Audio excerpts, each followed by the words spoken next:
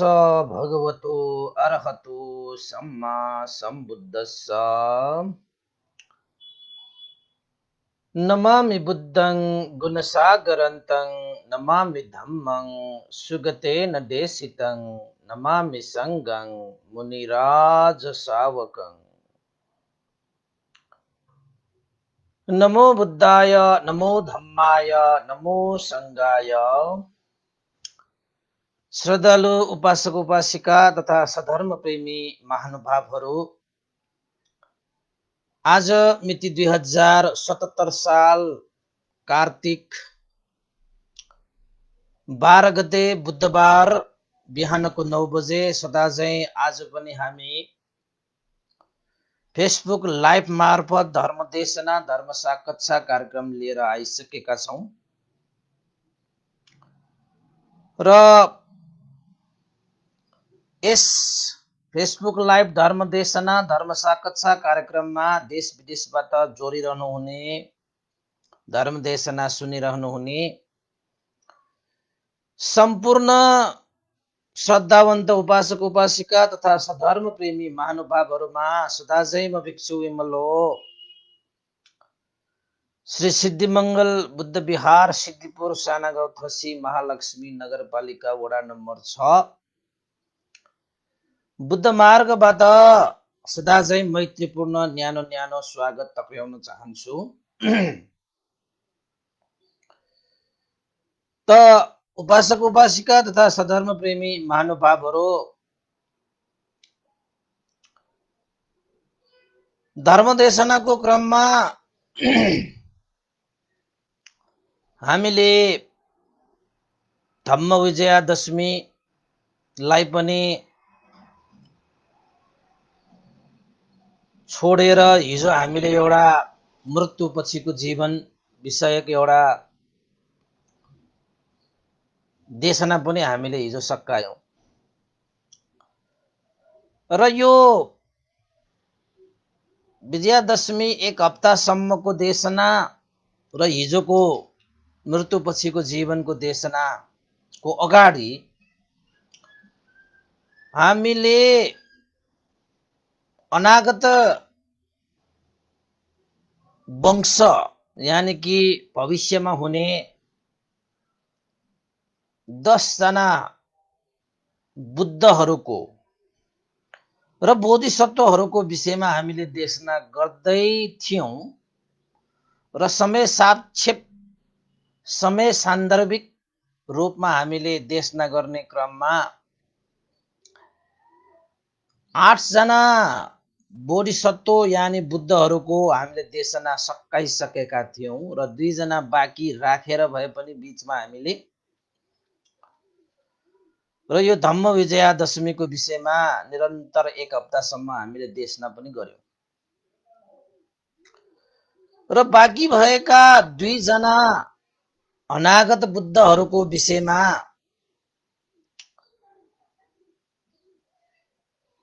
सकाइदिने यानी कि 2 जना बुद्धहरूको देशना पनि टुङ्ग्याउनु पर्ने एउटा चाहिँ जिम्मेवारी पनि रहेको थियो र आज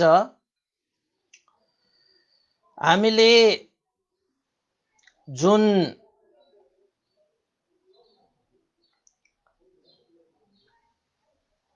8 जना बुद्धहरू यानी कि नरसिंह सम्यक सम्बुद्ध तथागत भगवान शास्ताको देशना पछि यानी उहाँको शासन पछि एक शून्य कल्प चल्छ, फेरि एउटा शून्य कल्प चल्छ। शून्य कल्प भनेको जुन शून्य कल्पमा बुद्ध धर्मसँग यानी कि सम्यक धर्म सधर्मको प्रादुर्भाव हुँदैन। किन त भन्दाखेरि अब बुद्ध नै प्रादुर्भाव नभएको त्यो कल्पमा त अब सधर्म प्रादुर्भाव हुने त सम्भवै भएन। त्यसैले त्यो शून्य कल्प जुन छ त्यो कल्पमा त नाना थरीकाको मिथ्या आचरण मिथ्या धर्म आदि इत्यादिको त्यहाँ चाहिँ शासनै चल्छ भनौँ न अहिलेको लागि, हैन? त्यहाँ चाहिँ सही धर्म त्यहाँ अपनाउन सक्ने अवस्था हुँदैन र एक शून्य कल्प चलिसकेपछि फेरि दुईजना बुद्धहरू प्रादुर्भाव हुने मण्डकल्प चल्छ। त भगवान बुद्धले सारीपुत्र भन्तेलाई भन्नुहुन्छ, हे सारीपुत्र, 8 जना बुद्धहरू जुन भविष्यवाणी गरेका थिए, यानि कि अनागतमा यस्तो हुन्छ भन्ने जानकारी गरेका थिए, नरसिंह सम्यक सम्बुद्ध र एक शून्य कल्प चलिसकेपछि फेरि 2 जना बुद्धहरू प्रादुर्भाव हुने मण्डकल्प चल्ने रहेछ। र त्यो मण्डकल्पमा पहिलो बुद्धको रूपमा तिस्स सम्यक सम्बुद्ध तथागत भगवान शास्ता यो लोकमा प्रादुर्भाव हुनेछ। तिस्स पाली भाषाबाट, नेपाली भाषाबाट तिस्य। त भगवान बुद्धले सारीपुत्र भन्तेलाई भन्नुहुन्छ, ए सारीपुत्र, जुन यो नालागिरी हात्ती, तपाईहरुलाई पनि याद होला नालागिरी हात्ती, जसलाई धनपाल भनेर पनि भनिन्छ, नालागिरी हात्तीलाई।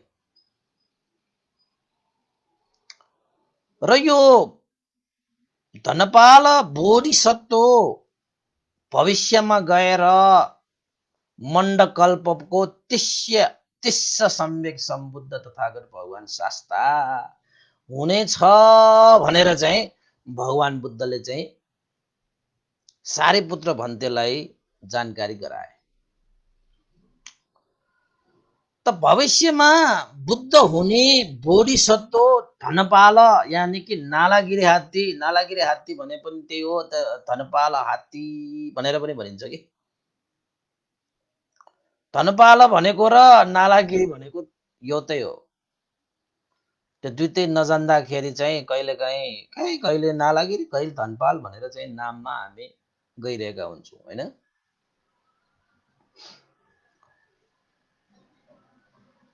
त त्यही नालागिरी हात्ती जसलाई देवदत्त गौतम बुद्धको शिष्य नै देवदत्तले अम्ल पदार्थ सेवन गराएर भगवान बुद्ध भिक्षाचरण आउनुहुने बाटोमा छोडेको थियो।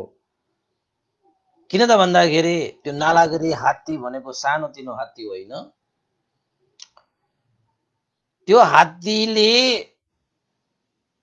कुनै पनि मान्छेलाई एकचोटि कुल्चियो भने उसको प्राण जान्छ, त्यति बलवान। त्यस्तो नालागिरी हात्तीलाई भगवान बुद्ध भिक्षा आउनुहुने बाटोमा छोडिदिँदाखेरि देवदत्तलाई लागेको थियो कि यो हात्तीले पक्कै पनि अब भगवान बुद्ध त अगाडि बसेर आउनुहुन्छ, लाइनमा त आउनुहुन्छ तर अगाडि त बसेर आउनुहुन्छ नि त भगवान बुद्ध।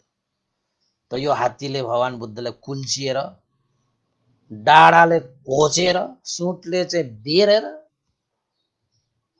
पक्कै मार्छ भन्ने ठानेर देवदत्तले त्यो नालागिरी धनपाल हात्तीलाई बाटोमा छोडेको थियो। हो त्यही हात्ती, जुन हात्ती साँच्चैकै त्यसरी अम्ल पदार्थ सेवन गराएको त्यो हात्ती बाटोमा आउँदाखेरि भगवान बुद्ध पनि त भिक्षु सँग हैन भिक्षाटनमा आइरहनु भएको थियो। त सबै त्राही भएको थियो, सबै त्राही भएको थियो। प्राणको त अब ज्यानको त सबैलाई माया हुन्छ। त्यो घटना पनि बेचोडको घटना हो। त्यो हात्ती सानोतिनो हात्ती होइन, त्यो भविष्यमा बुद्ध हुने हात्ती हो। त भगवान बुद्धको समयमा मात्रै हात्ती भएर जन्मिन आयो। जति पनि 10वटा बुद्धहरू भगवान बुद्धले सारीपुत्र भन्तेलाई देशना गरे, ती सबै बुद्धहरू चाहिँ भगवान बुद्धको पालामा जन्म लिन आएका थिए। याद छ नि तपाईहरुलाई, हैन? अब मैत्रेय बोधिसत्वदेखि लिएर मैत्रेय बोधिसत्व त झन् चेलै भएर जन्मिन आयो। अझै त स्थविर जो छ त्यो त भविष्यमा मैत्री बुद्ध बन्ने सबभन्दा पहिलो। अब यो गौतम बुद्धको पछि त भद्रकल्पमै जन्मिने बुद्ध त भगवान बुद्धको शिष्य, गौतम बुद्धको शिष्य भएर जन्मिन आयो नि त, होइन?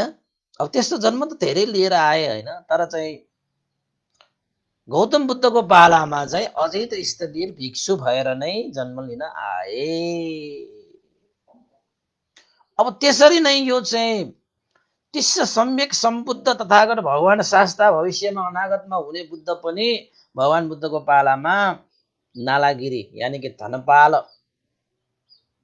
हात्ती। त त्यस्तो एउटा घटनामा भगवान बुद्धको मैत्रीको अनुभवले, मैत्रीको प्रभावले त्यस्तो अम्ल पदार्थ सेवन गरी आफ्नो मन मस्तिष्क ठेगानमा नभएको त्यो अजिङ्गको हात्तीले पनि भगवान बुद्धको मैत्रीको अगाडि आफ्नो अचेतना, होइन, आफ्नो अकुशलता प्रदर्शन गर्न सक्नु भएन। भगवान बुद्धको मैत्रीको प्रभावले त्यो हात्तीले त अगाडि आइसकेपछि डाँडाले भुइँमा ड्याङ्ग टेकेर, होइन, घुँडा दुईटा पनि भगवान बुद्धको सामुन्ने टेकेर सुट माथि उठाएर भगवान बुद्धको चरण छोएर चाहिँ वन्दना गरे भन्ने चाहिँ उल्लेखित छ पाली साहित्यमा। सबै त्राही त्राही भएको थियो। हो, त्यही हात्ती, त्यो बोधिसत्व हो त्यो।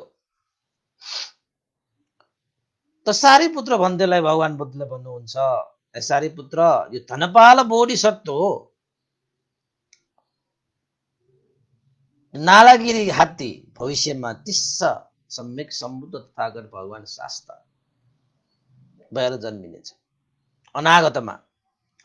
शरीरको काय प्रमाण नै 80 हातको हुनेछ, आयु संस्कार नै 80,000 को हुनेछ र बोधि ज्ञान प्राप्त गर्ने वृक्षको नाम निग्रोध बोधि वृक्षको मुनि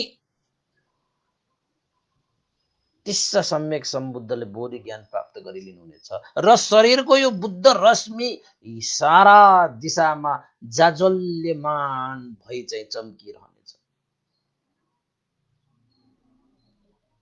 तिस्स सम्यक सम्बुद्ध जन्मनु हुने त्यो कालमा सम्पूर्ण मान्छेहरूले आफ्नो इच्छित अनुसार पुण्यद्वारा इच्छा गरे अनुसार चाहिँ सबै आवश्यक आधारभूत चिजहरू चाहिँ इच्छा गरे अनुसार प्राप्त गरी जीविका यापन गर्नेछ, कुनै दुःख कष्ट हुने छैन। त्यो बुद्धको प्रादुर्भाव, बुद्धको आनुभावले त्यो फल प्राप्त हुन्छ। ती मान्छेहरू पनि पुण्यवान नै हुन्छ जसले भगवान बुद्धको समयकालमा जन्म लिन पाएर पुण्य सञ्चित गरेर पुण्यको आनुभावले इच्छा गरेको चिजलाई प्राप्त गरी जीवन यापन गर्न सक्छ। यस्तो अनुभव भएको तिस्स सम्यक सम्बुद्ध हुन्छ यो नालागिरी हात्ती, यो धनपाल हात्ती भनेर भगवान बुद्धले सारीपुत्र भन्तेलाई देशना गर्नुहुन्छ। र यो 9 अनागत बुद्धको रूपमा भगवान बुद्धले प्रस्तुत गर्नुभयो र अगाडि थप्नुहुन्छ भगवान बुद्धले, सारीपुत्र धनपाल बोधिसत्व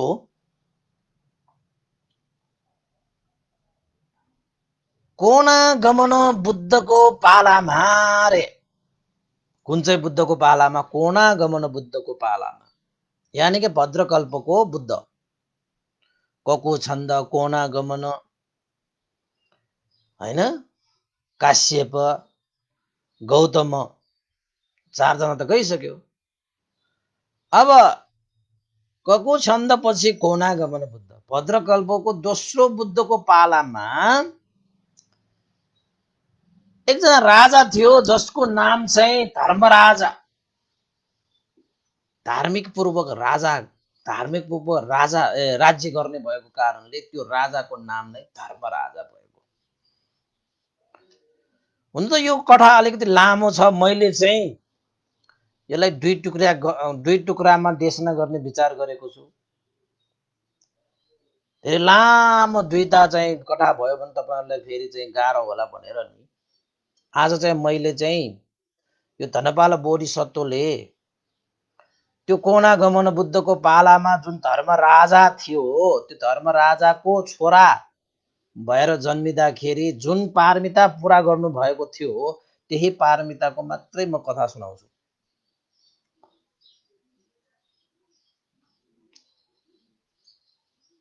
र यो चाहिँ पछाडिको भाग मात्रै सुनाए, किन त भन्दाखेरि महत्त्वपूर्ण भाग चाहिँ पछाडिको छ कि हैन।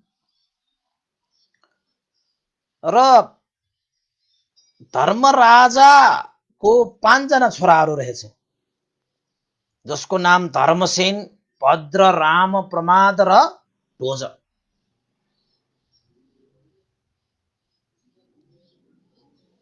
कहीँ ध्वजा पनि भनिन्छ, कहीँ ध्वज पनि भनिन्छ हैन, त्यो बेग्लै कुरा भयो। जस 5 जना छोराहरू मध्येमा सबभन्दा जेठो छोराका रूपमा धर्मसेनको रूपमा यो धनपाल बोधिसत्व धर्मराजाको जेठो ज्येष्ठ पुत्र धर्मसेनको रूपमा जन्म लिएका थिए। अब यो 5 जना छोराहरूको कथा चाहिँ छुट्टै छ है, तैपनि यो 5 जना छोराहरूको कथा चाहिँ छुट्टै नबनिकन त्यसलाई चाहिँ अलिकति अहिलेलाई बाँकी राखौँ हैन। आज चाहिँ मुख्य कुरातिर चाहिँ जाने हिसाबले धर्मसेन भन्ने धनपाल बोधिसत्व धर्मसेन राजकुमार भएर जन्मिएका थिए र अन्ततः धर्मराजाले आफ्ना छोराहरू कसलाई राज्य दिनु पर्ला भनेर शिल्प विद्याहरू सिक्न पठाउने क्रममा यो धर्मसेन यो बोधिसत्वले दानशील शिल्प सिकेर आएको थियो रे। कसरी दान गर्ने, कसरी चाहिँ शील पालन गर्ने, एउटा विद्या नि मनमा यस्तो एउटा त्याग हैन, एउटा चाहिँ वृद्धि गर्ने हिसाबले त्यस्तो एउटा चाहिँ विद्या सिकेर आए, शिल्प सिकेर आए, जसको कारणले धर्मसेन अन्ततः त्यो जुन धर्मराजाले चम्पा नगर भन्ने शहरमा राज्य गर्दथ्यो, अन्ततः धर्मराजाले धर्मसेन आफ्ना ज्येष्ठ पुत्र बोधिसत्वलाई राज्य अभिषेक गरे। त्यो कसरी राज्य अभिषेक गरे भन्ने कुरा त म तपाईहरुलाई भोलि चाहिँ अब पहिलाको त्यो राज्य अभिषेक गर्नुभन्दा अगाडिको चाहिँ कथा त म भोलि भनौँला। त आज एउटा चाहिँ उसले जुन पारमिता पूरा गर्नु भएको त्यो विषयलाई चाहिँ मात्रै मैले फोकस गरे है त। त्यसपछि चम्पा नगरमा दानशीलादि शिल्प सिकेका धर्मराजाका ज्येष्ठ पुत्र 5 जना पुत्रहरू मध्येमा ज्येष्ठ पुत्र धर्मसेन राजा भए र उसको महारानीको रूपमा लम्बुसा नामक महारानी पनि भए। भनेपछि अब बोधिसत्व धर्मसेनको महारानी लम्बुसा महारानी भयो, राजा धर्मसेन भयो। र दानशील आदि शिल्प विद्या सिकेर पारङ्गत भएका बोधिसत्व धर्मसेनले लम्बुसा महारानी पनि त्यत्तिकै धर्मात्मा, त्यत्तिकै दानशीलमा डट्ट चित्त भएको भन्छ नि हैन, त्यस्तै लक्षण युक्त चाहिँ महारानी पनि प्राप्त गरे। त्यसैले धर्मानुकूल धर्मानुसार राज्य सञ्चालन भयो। त्यहाँ दान गर्ने, शील पालन गर्ने, त्याग गर्ने, उपकार गर्ने, परोपकार गर्ने धर्मसेन राजा र लम्बुसा महारानीको त दिनचर्या नै भयो। जनताहरू खुसी, हाम्रा राजा दानशील शिल्प विद्याबाट पारङ्गत। दान दिने भनेपछि कसरी दिनुपर्छ, कुन उद्देश्य राखेर दिनुपर्छ, हैन, कसरी शील पालन गर्नुपर्छ, कसरी पालन गराउनुपर्छ, यो दानशीलको भावना, दानशीलको आनुभावले आनिसंस प्राप्त हुन्छ भन्ने कुरा पनि थाहा छ। त्यसैले चम्पापुर नगरवासी सारका सारा प्रसन्न खुसी। किन त भन्दाखेरि धर्मानुसार राज्य सञ्चालन हुने बित्तिकै कसैलाई दुःख अशान्ति भय त्रास हुँदैन। त धर्मसेन त बोधिसत्व, अब भविष्यमा बुद्ध हुने, त्यस्ता व्यक्तिहरूको चाहिँ शासनकालमा बस्नु पाउनु भनेको पनि प्रजाहरूको लागि पनि खुसीको विषय हुन्छ, सौभाग्यको विषय हुन्छ। त्यसैले राष्ट्रमा धार्मिक राजा भयो भने जनताहरूले खुसी पाउँछ, सुख पाउँछ, शान्ति पाउँछ, अमन चैन पाउँछ। अब राजा अधार्मिक भयो भने अब दुःख पाउनु त स्वाभाविकै हो। त्यो देशमा अब कुनै अब वाद विवाद गरिरहनै पर्दैन।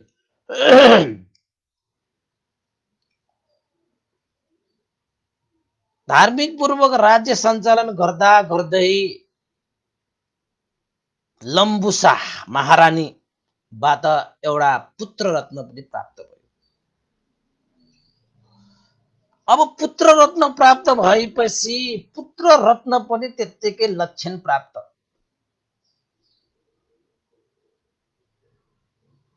अब जस्तो बिउ त्यस्तै फल भने जस्तो माता पिता नै संस्कारी, माता पिता नै गुणी, माता पिता नै धर्मात्मा, अब छोराहरू पनि त त्यही संस्कारमा हुर्किन्छ, त्यही व्यवहारमा हुर्किन्छ,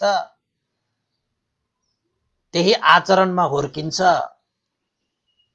पुत्र रत्न प्राप्त गरेको त्यो पुत्र पनि त्यस्तै माता पिताको जस्तै आचरण भएको भयो। आमा बुवाको गौरव राख्ने, आमा बुवाहरूलाई आदर गर्ने त्यस्तो संस्कारमा हुर्के र केही समयपछि लम्बुसा महारानी यानि कि धर्मसेन र लम्बुसाबाट फेरि अर्को एकजना सन्तान प्राप्त भयो पुत्रीको रूपमा। त्यो पुत्री पनि त्यस्तै संस्कारी, कुनै खोट छैन। आफ्ना आमा बुवाहरूको आज्ञाकारी, आफ्ना आमा बुवाहरूप्रति चाहिँ गौरव सत्कार राख्ने, सानो भए पनि त्यस्तो चाहिँ संस्कार भएको भएर जन्मिन पायो, हुर्कियो।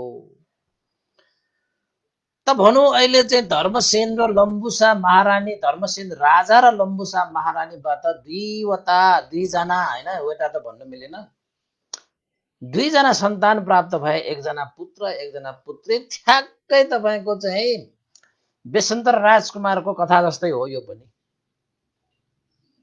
तर यसमा अलिकति चाहिँ पारमिता गुण धर्म चाहिँ अलिकति विशेष छ।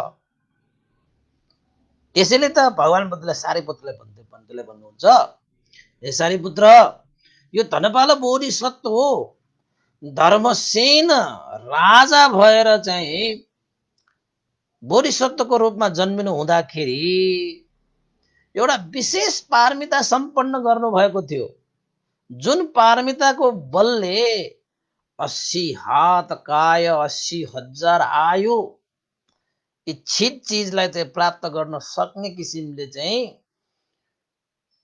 आनिसंस फल प्राप्त गर्न सकेको नै उसले एउटा विशेष पारमिता पुरा गरेको थियो। त्यो विशेष पारमिता के हो त भनेर भगवान बुद्धले सारीपुत्र बुद्धलाई यो देशना गर्नुभयो। त दुईजना सन्तान भयो, छोराछोरी। त राजा महारानी र छोराछोरी लिएर एक दिन चाहिँ जलक्रिया, जलक्रीडा भन्छ, जलक्रिया भन्ने पनि भन्छ। भनाइको मतलब अब गंगा तीरमा गएर पानीमा खेल्ने। अब राजाहरूको पनि त्यस्तो एउटा चाहिँ जलक्रीडा, जलक्रिया हैन, त्यस्तो चाहिँ मनोरञ्जनको लागि, एउटा समय बिताउनको लागि भनौँ गंगा तीरमा गएछ। आफ्नो चाहिँ महारानी लम्बुसा र छोराछोरी दुईजनालाई लिएर चाहिँ एउटा ठुलो एउटा रथमा बसेर चाहिँ मजाले गंगा तीरमा गएछ। अब गंगा तीरमा मजाले नै जलक्रीडामा रमिसकिसकेपछि, समय बिताइसकेपछि एउटा परिवारसँग एक आपसमा चाहिँ स्नेह भावमा समय बिताउन पाउनु भनेको पनि ठुलै सुखदायक हुन्छ के त्यो, ठुलै सुखदायक हुन्छ। अब राजा रानी भइरहेको समयमा अब देश र जनताको लागि ठुलै समय दिएको, धर्मअनुसार राज्य सञ्चालन गरेको, त्याग तपस्या गरेको, दानशील पालना भएको, त कहिलेकाहीँ यसो आफ्नो परिवारलाई पनि त समय दिनु पर्यो भन्ने होला नि। त गंगा तीरमा गएर एउटा फ्यामिली पिकनिक भन्छ नि अहिलेको हिसाबबाट हैन, फ्यामिली टुर भनौँ कि के भनौँ, अब अहिलेको भाषाबाट मात्रै हो। त्यति बेला त जलक्रीडा, त्यहाँ गएर चाहिँ पानीमा खेल्ने। त जलमा खेलिसकेपछि, समय बिताइसकेपछि सबका सब धर्मचित्त भएका परिवारहरू पाएपछि त कति खुसी हुन्छ। स्वर्ग भन्दा पनि खुसी यही हुन्छ। सम्पूर्ण परिवारमा एक चित्त एक मन हैन, एक चित्त एक मन, एउटै स्वभाव, एउटै विचार, एउटै धारणा, एउटै इच्छा। आहा, कति मजा हुन्छ त्यो परिवार। त त्यो बोधिसत्व धर्मसेनको हो, त्यस्तै थियो। महारानी लम्बुसा पनि त्यस्तै विचार, त्यस्तै धारणा, त्यस्तै चित्त, त्यस्तै मन। अब छोराछोरी पनि त्यस्तै भने फेरि बुवा आमाप्रति त्यति श्रद्धा आस्था गौरव, यो गर्नु पर्यो, हस् नाइ भन्ने त कुरै छैन। तपाईँको परिवारमा त्यस्तो छ कि छैन? भगवान बुद्धको शिक्षामा त परिवार त्यसो हुनुपर्छ। यो सबै परिवार जति भए पनि एउटै मन के, एउटै चित्त के, एउटै विचार के, एउटै धारणा के, एउटै जीवन जस्तो के। त त्यहाँ एउटा चाहिँ विशेष के घटना घटेछ त भन्दाखेरि त्यो गंगा तीरमा एकजना बच्चाहरूको हैन, बालकहरूको, अब नेवारी भाषाबाट त क्याटिस्टौँ भन्छ हैन, क्याटिस्टौँ भन्छ हैन, नेपाली भाषामा त अब कोमल कोमल शरीर भएको भन्नु पर्यो। त्यो त्यहाँ गंगा तीरमा एकजना राक्षस थियो कि, यक्ष थियो कि। त्यो यक्षले बालकहरूको रगत मासु खाने एकजना यक्ष थियो कि त्यहाँ हैन। क्याटिस्टौँ क्याटिस्टौँ लानै पि दैत्य त भन्छ नि नेवारी भाषामा।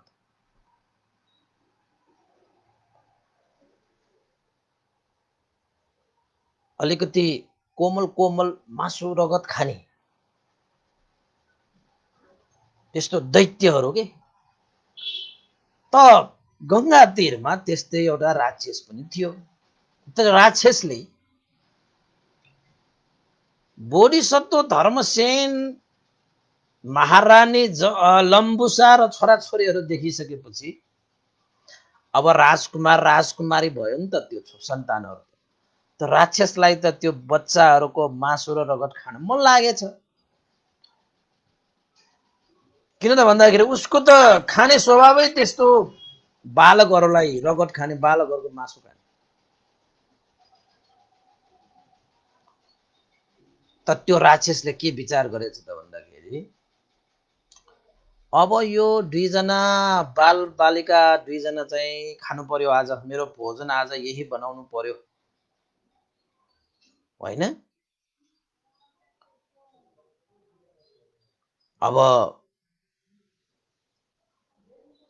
कसै कसैको आफ्नो चाहिँ इच्छा चाहना हुन्छन् नि, साना साना बालकहरूलाई खाने कलिलो मासु होइन।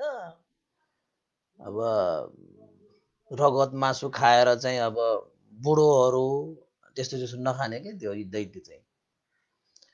अनि उसले यसो सोचे त अब यो धर्मसेन भनेको त होइन राज्य प्राप्त गर्दाखेरि नै दानशील शिल्प पारङ्गत भएर उसले राज्य प्राप्त गरेको यो राजा। त्यसैले अब योसँग त अब के गाह्रो भएर, अब यसलाई छल गर्नु पर्दैन, यसलाई अब युद्ध गर्नु पर्दैन, एउटा सानो भेष धारण गरेर दान माग्यो भने त यसले आफ्नो छोराछोरी पनि दिन्छ ल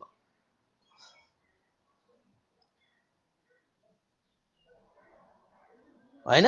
अब त्यस्तो थाहा पाएको त्यो दैत्य यक्षले, राक्षसले आखिरमा के गर्यो त भन्दाखेरि ब्राह्मणको भेष धारण गरेर त्यो चाहिँ धर्मसेन राजाको अगाडि आएछ। के भनेर आएछ त भन्दाखेरि ब्राह्मणहरू त भिक्षा माग्छ होइन, त ब्राह्मणको भेषमा आएको त्यो भेषधारी राक्षसले धर्मसेन राजालाई चाहिँ छोराछोरी मागेछ। अब छोराछोरी मागिसकेपछि धर्मसेन राजा पनि कस्तो राजा त भन्दाखेरि चाहिँ फेरि मागेकोहरूलाई जब दान र शिल्प सिकेर राजा भएको व्यक्ति, त्यो पनि हाम्रो देशन्तर राजकुमार जस्तो कसैको हात खाली गर्दैन थियो, जसको पनि झोली भरिदिने थियो।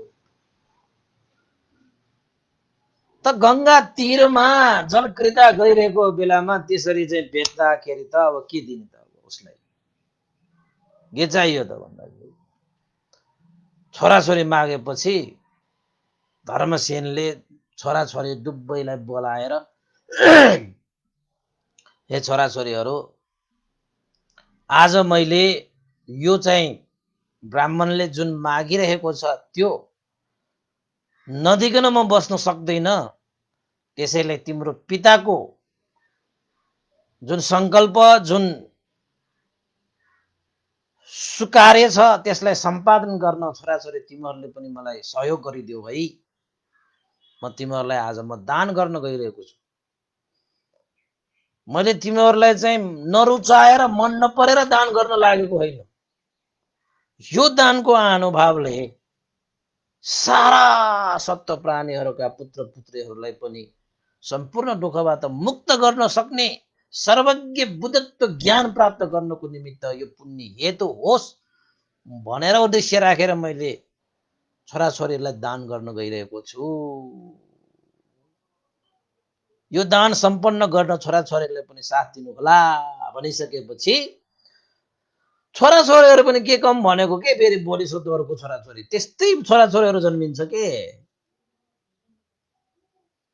बोधिसत्वको छोराछोरी भएर जन्मिनु पनि त भाग्यको कुरा हो। त्यत्तिकै पुण्य नभएको व्यक्तिहरू जन्मिन आउनै सक्दैन।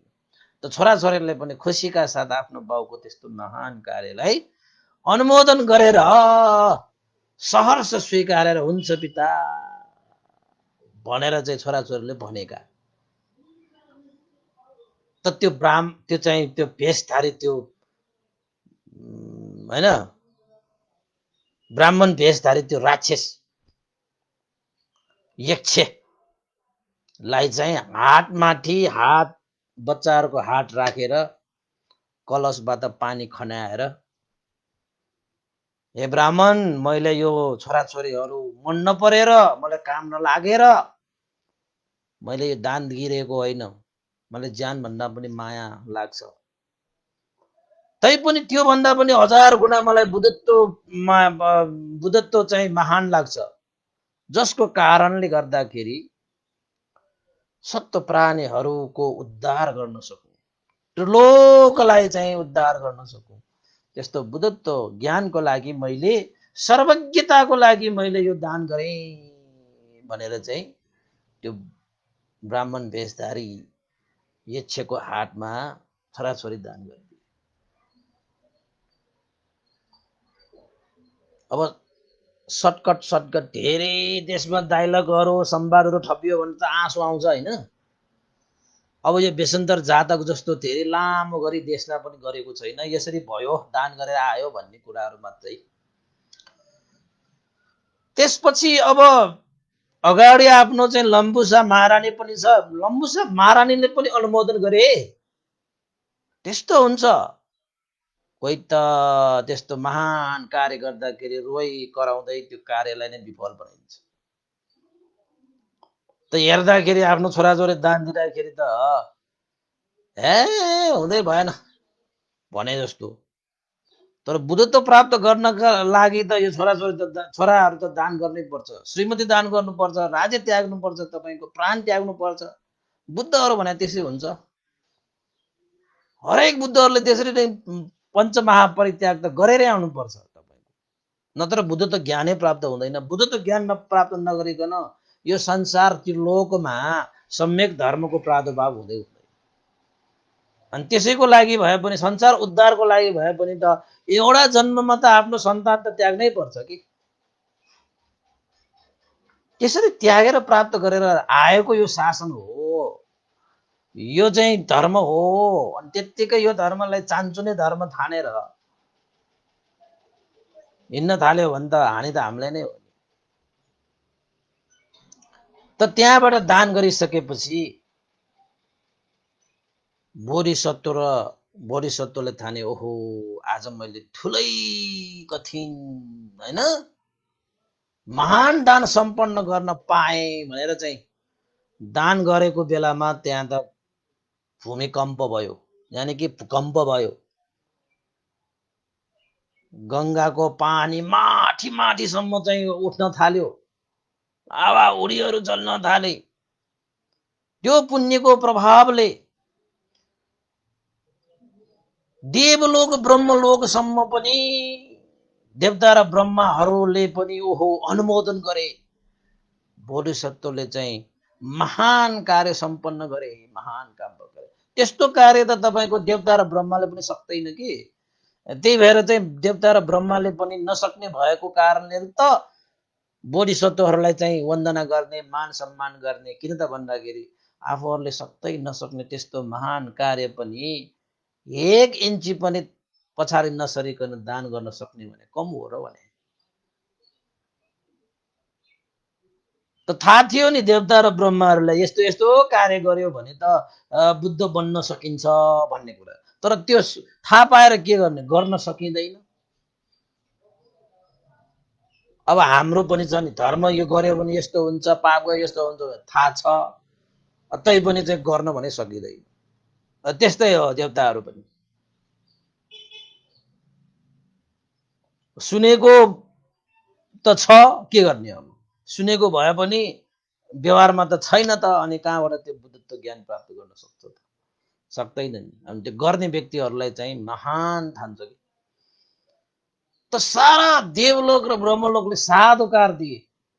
त बोधिसत्व धर्मसेनले पनि ओहो मैले महान प्रदीत कार्य सम्पादन गरे भनेर आफ्ना चाहिँ मुटु समान प्राण समान छोराछोरीलाई दान गरेर पनि मनमा कुनै अफसोस भएन, खुसी नै भयो, प्रीति नै भयो। र उता चाहिँ महारानी लम्बुसा पनि खुसी नै भयो। ल हेर्नुहोस् त, त्यस्तो पनि अब हुन्छ। तपाईँहरूले त त्यस्तो त हुँदैन होला भन्छ। अब भयो, अब त्यस्तो महान मुटु चाहिन्छ त्यो सहनको निमित्त। सर्वज्ञ बुद्धत्व ज्ञान प्राप्त गरिसक्यो, कतिको उद्धार गर्ने होइन। आफ्नो सन्तान त्यागेर त्यस्तो एउटा चाहिँ महान पारमिता गुण धर्म सम्पादन गर्नुपर्छ। अनि गाह्रो छैन त भगवान बुद्ध हुनको लागि।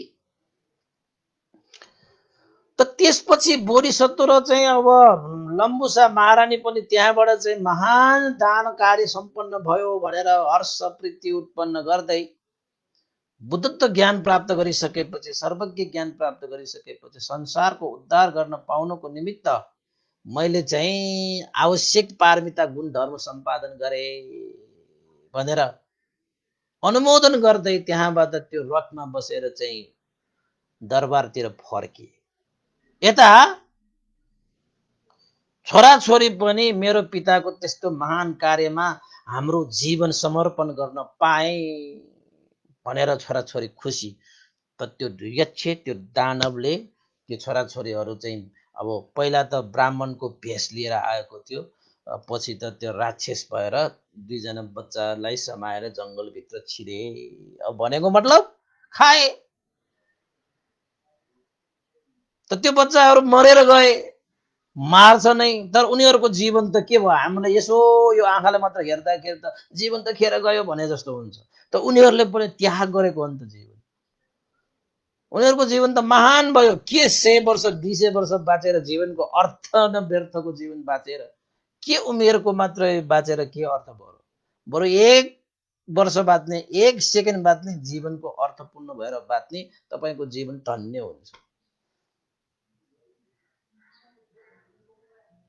हर कोही मान्छे जन्मिएर केस फुलिसकेपछि मात्रै मर्नुपर्छ भन्ने छैन। केस फुलाउनै पर्छ भन्ने मात्र छैन।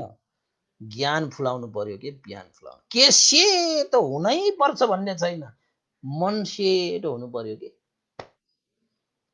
त्यो 1 वर्षको 1.5 वर्षको यानि कि 6 महिनाको 7 महिना 5 महिना 1 महिना 1 दिन नै किन नहोस्, मान्छे भएर जन्मिसकेपछि मन सेतो बनाउनु पर्यो, केस सेतो बनाउनु होइन। अब हामी त केस सेतो भइसकेपछि मात्रै ल जन्मेर उसले चाहिँ धेरै उमेर बाँचेछ, जीवन सार भयो कि भन्ने ठान्नु होला।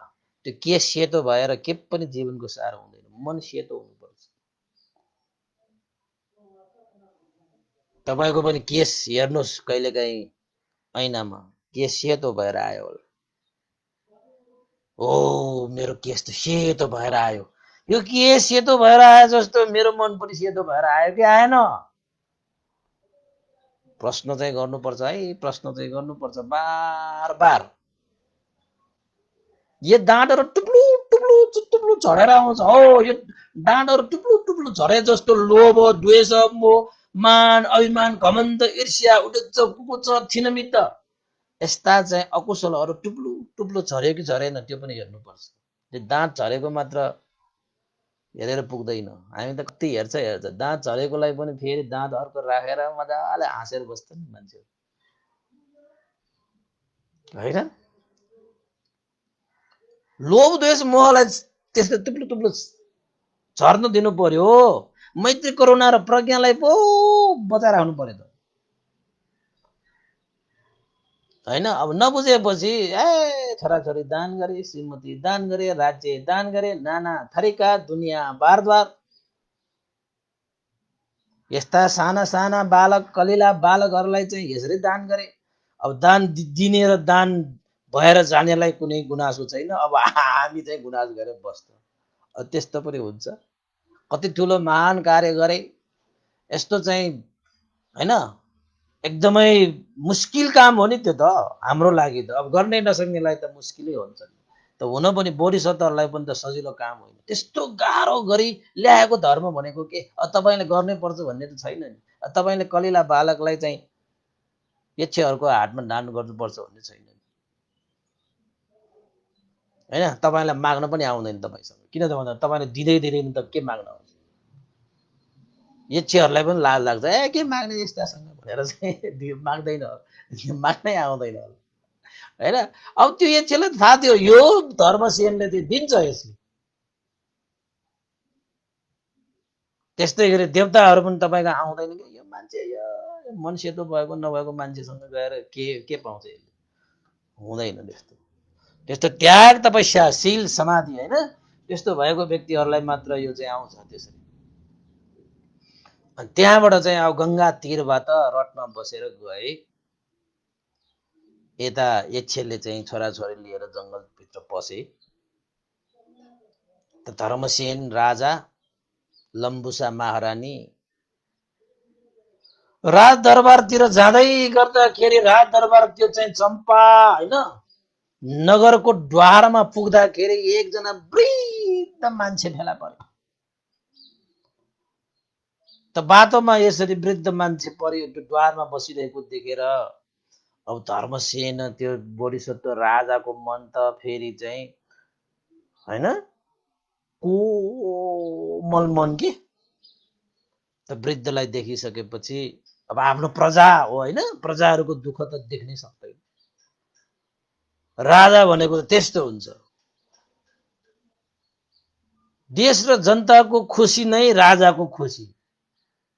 देश र जनतालाई दुःख भयो भने राजाको त्यो पनि राजाको पनि दुःख। त्यस्तो हुनुपर्छ राजा भनेको। त जनता एकजना वृद्ध त्यस्तो भइरहेको कारणले चाहिँ त्यो पनि किन त्यसरी बसिरहेको त भन्दाखेरि हाम्रो राजा दयालु हुनुहुन्छ, मैत्री राख्नुहुन्छ, करुणा राख्नुहुन्छ, आफ्नो प्रजाहरू दुखी भएको हेर्न सक्नुहुन्न। म त धेरै वृद्ध भए, दुखी भए, त राजा आउनुहुने बाटोमा द्वारमा बसिरह्यो भने त राजाले मलाई केही न केही उपकार गर्छ भनेर थाहा पाएरै त्यो वृद्ध त्यहाँ आइरहेको।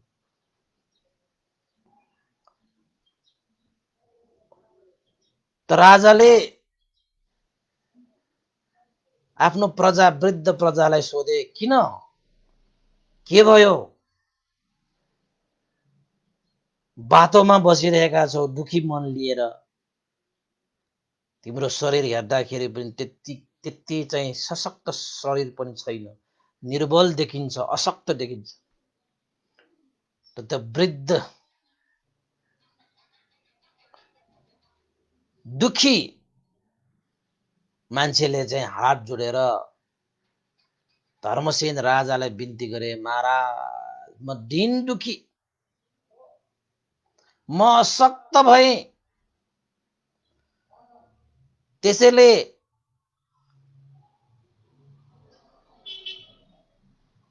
मैले ठुलो आशा लिएर राजाको समीपमा आएको छु, अवश्य पनि राजाले मलाई मेरो दुःख हरण गर्नुहुनेछ, मेरो अभाव हरण गर्नुहुनेछ भन्ने विश्वास लिएर म हजुरको राह बाटो हेरेर बसिरहेको, बाटो कुरेर बसेको महाराज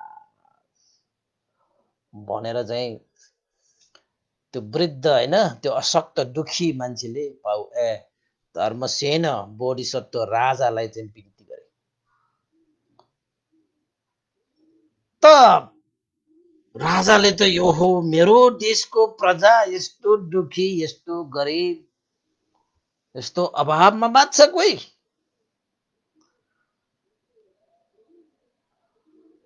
भनेर सर्वज्ञ बुद्धत्व ज्ञान प्राप्त गर्नको निमित्त मैले चाहिँ गंगा तीरमा भर्खरै आजकै दिनमा मैले चाहिँ त्यहाँ चाहिँ छोराछोरी दान गरेर चाहिँ पारमिता गुणधर्म सम्पादन गरे भने त यहाँ फेरि अर्को पारमिता पुरा गर्ने मलाई अवसर पायो त।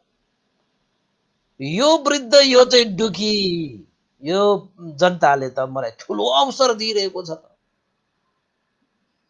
भनेर चाहिँ आफ्नो चाहिँ श्रीमती महारानी लम्बुसाको हात समाएर, आऊ महारानी मेरो पारमितामा तिमीले पनि साथ दियौ। जसरी छोराछोरी जुन छोराछोरी कलिला बालकहरू नाबालकहरू जस्तै छन् होइन, साना साना, तर शरीरले सानो होला तर मन चाहिँ हिमाल चाहिँ ठुलो। शरीर ठुलो भएर के गर्ने, मन पो ठुलो हुनु पर्यो त उपासक उपासिकाहरू।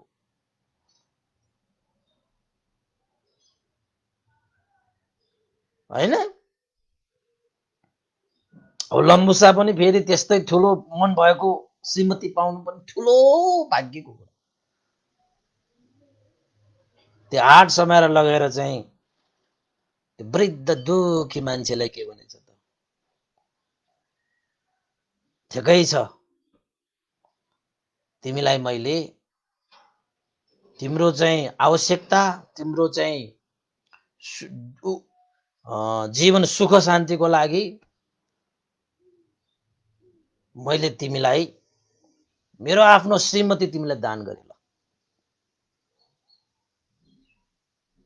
श्रीमती दान गरे भने त्यो वृद्धलाई उसको जीवनको सहारा भएन रे, ऊ दुखी भयो रे। त यही बेला हो मैले चाहिँ आफ्नो चाहिँ पारमिता गुण सम्पादक उता छोराछोरी दान गरेर आए, अब यता श्रीमती दान गर्दैछ। त हात समाएर त्यो चाहिँ वृद्धको चाहिँ त्यो हातमा राखेर पानी खनाएर मैले मेरो श्रीमतीलाई मन नपरेर मैले त्यागिरहेको होइन, मेरो यो श्रीमतीलाई मैले नरुचाएर मैले यो छाडिरहेको पनि होइन, दान गरिरहेको पनि होइन। मलाई लम्बुसा साह्रै प्रिय लाग्छ, तर त्यो भन्दा पनि हजार लाख गुना करोड गुना मलाई सर्वज्ञ बुद्धत्व प्यारो लाग्छ। किन त भन्दाखेरि त्यही बुद्धत्व त्यही सर्वज्ञले नै हो यो संसारको उद्धार गर्ने। अब त मैले उद्धार गरे मेरो एउटै श्रीमतीलाई मात्रै उद्धार गरौँला, तर बुद्धत्व ज्ञानले त संसारको उद्धार गर्ने। त्यसैले मैले तिमीलाई दान गरेँ भनेर चाहिँ हात थम्याउन लगाएर पानी खनेर दान गरिदियो भने धर्मसेन बोधिसत्वले अब त्यस्तो त कहाँ गर्न सकिन्छ हामीले।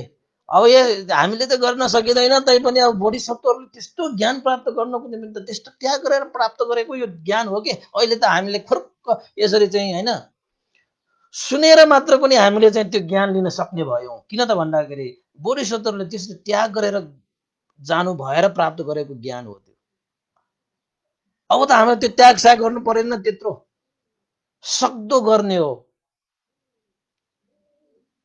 क्षमताले गच्छले भ्याए जस्तो गर्ने मात्रै हो। त धर्मदेशमा यसले सुन्न पाएछ, बोधिसत्वले त्यो त्यसले दान गरेर गएकोले हामीले यो सुन्न पाएको। त्यो दान के को लागि गर्नुभयो? हाम्रो लागि गर्नुभयो। त्यो त्याग के को लागि गर्नुभयो? हाम्रो लागि गर्नुभयो। अनि हामी चाहिँ त्यस्तो त्याग र तपस्यालाई चाहिँ हामीले मूल्य मान्यता दिएन भने हानि कसलाई? हामीलाई नै हो नि, हामीलाई नै हो नि।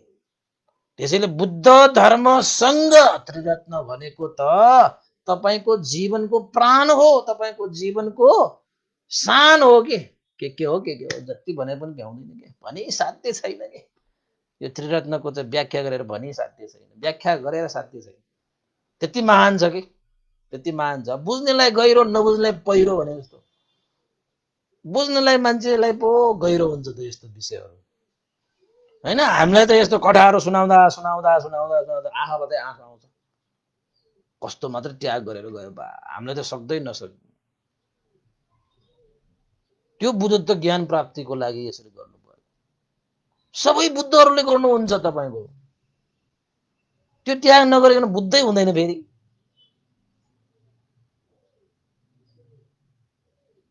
सानोतिनो त्यागले पुग्छ?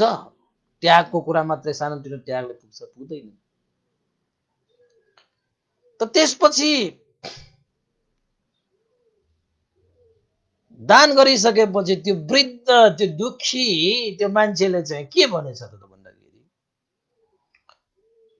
अब मैले चाहिँ स्त्री त पाएँ, तर मसँग चाहिँ यस्तो क्षमता छैन कि स्त्रीलाई पालन पोषण गरौँ, स्त्रीलाई खुवाउँ, स्त्रीहरूलाई चाहिँ घरमा गरेर बसाउँ। त्यस्तो मसँग त के पनि क्षमता छैन त। अब स्त्री पाएर के गर्ने? म त वृद्ध भइसके, अहिले मर्छु कि भोलि मर्छु कि होइन। अब त मसँग त त्यस्तो छैन त। अब केही त्यस्तो चाहिँ श्री सम्पत्तिहरू, धन सम्पत्तिहरू, कुनै सुख भोग गर्ने त कुनै पनि मसँग छैन त। त बोधिसत्व धर्मसेनले त ओहो तिमीले त कस्तो मिठो कुरा गर्यो। ल हामीलाई त मिठो लाग्छ त्यस्तो कुरा, बोधिसत्वलाई त मिठो लाग्यो अरे। त मलाई एक पछि अर्को पारमिता पूरा गर्ने अवसर दिइरहेको छ। हे ज्येष्ठ हैन, वृद्ध भएकोले ज्येष्ठ भनेको, मलाई ठुलो अवसर पो दियो त तिमीले। त मैले चाहिँ यही जन्ममा मैले चाहिँ छोराछोरी पनि त्याग गरेँ, स्त्री पनि त्याग गरेँ। त्यो त पञ्चमहापरित्यागमा पर्ने विषयहरू भयो। त्यो सक्दैन, त्यो कसैले सक्दैन। त्यो तपाईहरू पनि नसोच्दा हुन्छ। अहिले मात्र तपाईँले भगवान बुद्धले देशना गर्नुभएको धर्मलाई बुझ्ने मात्र प्रयास गर्नुहोस्। म पनि छोराछोरी दान गर्न सक्छु कि एकचोटि दिएर हेर्नु परेको भनेर प्रयास पनि नगर्नुहोस्। सक्दा पनि सक्दैन नि, प्रयास पनि नगर्नुहोस्। फेरि स्वास्नी पनि दान दिइराख्ला, लोग्ने पनि दान दिइराख्ला, सक्दैन, प्रयास पनि नगर्नुहोस्। गर्नु पनि पर्दैन अहिले, गर्ने म त भनेर फेरि जानु होला। फेरि घरमा फेरि फाइट परिराख्ला। यो सब यो उइमलो भन्दैले यो चाहिँ देश नगरेर भएको भनेर फेरि मलाई गाल पर्ला। मैले त देशना मात्र गरेको, यस्तो गरेर गयो भनेर फेरि तपाईँहरू दान दिनु जाला नि। फेरि सके त तपाईँहरू बोधिसत्व हो भने त सक्छ कि, बोधिसत्व होइन भने त सक्दैन। त्यसपछि उसले धर्मसेन बोधिसत्वले के भन्यो त भन्दाखेरि, त्यसो भए मैले तिमीलाई स्त्री पनि दान गरिसके, तिमीसँग स्त्री चाहिँ पालन पोषण गर्ने, तिमीसँग चाहिँ धन सम्पत्ति सुख सम्पत्ति छैन भने ठिक छ,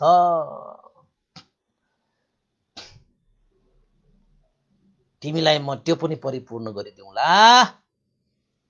त मैले मेरी लम्बुसा महारानी तिमीलाई दान गरेको, तिमीले त महारानीलाई महारानी जस्तो पाल्नु पर्छ। त म तिमीलाई अब यो राज्य पनि तिमीलाई नै दिइदिउँला, राज्य पनि तिमीलाई नै दिउँला। तिमी नै राजा बन, यो लम्बुसा महारानी हुन्छ। अब तिमीलाई के को पीर, तिमी पनि सुखीसँग बस, लम्बुसालाई पनि सुखीसँग राख। मलाई त तिमीले चाहिँ ठुलो पारमिता गुण धर्म सम्पादन गर्ने पो अवसर दियो त बाबा।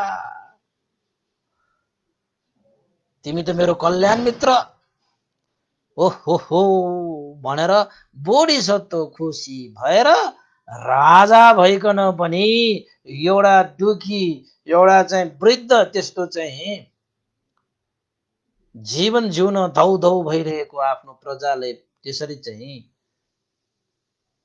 आफ्नो चाहिँ मनोकांक्षाको रूपमा जुन राजाको सामुन्ने आएर म दुखी, म वृद्ध, म अशक्त, म आधारभूत केही नभएको भनेर आउँदाखेरि पनि आखिरमा राज्य पनि सबै उसलाई त्यागेर राज्य अभिषेक गरेर धर्मसेन राजा, अब धर्मसेन बोधिसत्वले अधिष्ठान गरे कि म अब राजा त भइन, म अब म जुन पारमिता मैले पुरा गरे त्यो पारमितालाई अझ सशक्त बनाउनको निमित्त म गृह त्याग गरेर म चाहिँ ऋषि प्रवज्य हुन जान्छु भनेर त्यो अधिष्ठान पहिला पनि ऋषि प्रवज्य भएर आइसकेको। म भोलि त्यो कथा पनि भोलि बनाउला। त राजा भइसकेपछि पनि फेरि ऋषि प्रवज्य भएर राज्य सबै चाहिँ त्यहाँ सुम्पेर दान गरेर त्यागेर, त्यस्तो राजसत्ता त्यस्तो त्याग गर्ने भनेको त ठुलै गाह्रो कुरा हो नि, ठुलै गाह्रो कुरा हो।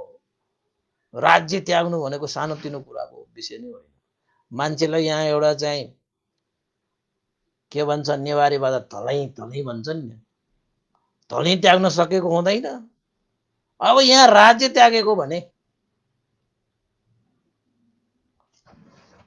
हैन, त्यागेर ऋषि प्रवज्य भएर हिमालय प्रदेश, हिमालय क्षेत्रतिर ऋषि प्रवजित भएर गए बोधिसत्व धर्मसेन।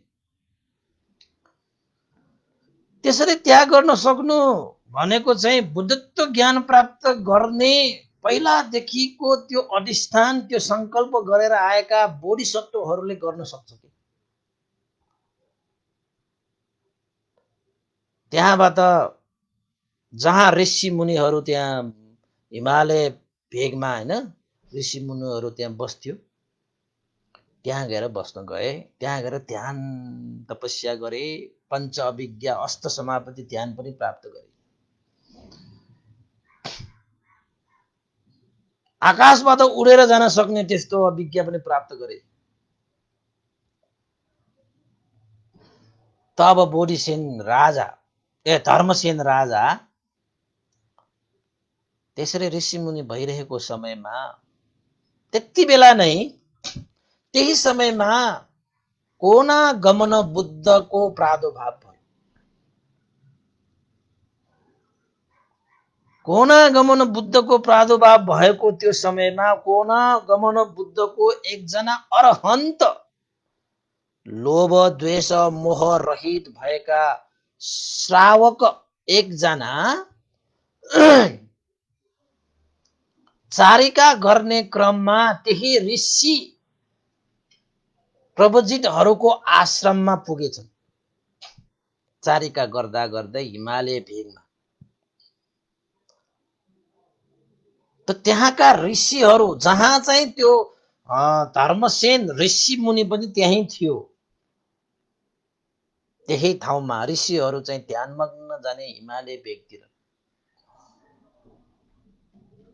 त ती साराका सारा ऋषि मुनिहरूले पञ्च अभिज्ञा अष्ट समापति ध्यान प्राप्त गरेका ती ऋषि मुनिहरूले कोनागमन बुद्धको श्रावक एकजना अरहन्त भइसकेका व्यक्तिलाई देखिसकेपछि साराका सारा ऋषि मुनिहरूले ओहो,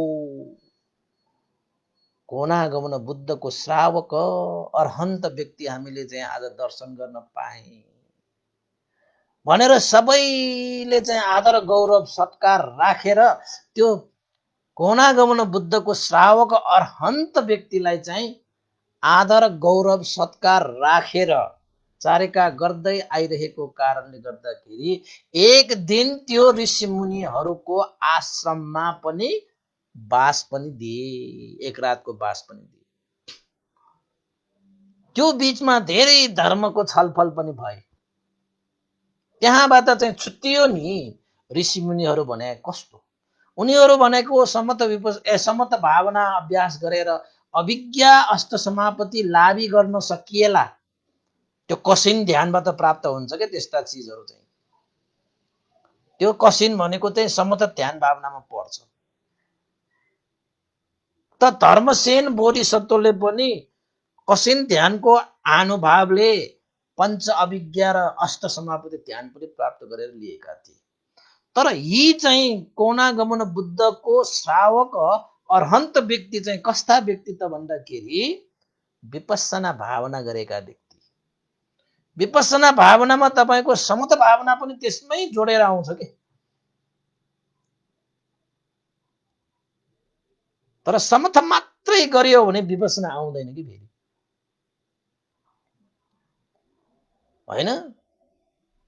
त्यसैले तपाईँ पनि समतामा मात्रै पढिरहनु भयो भने अभिज्ञा पाउला, समापति पाउला, तर क्लेशबाट मुक्त हुन सक्दैन,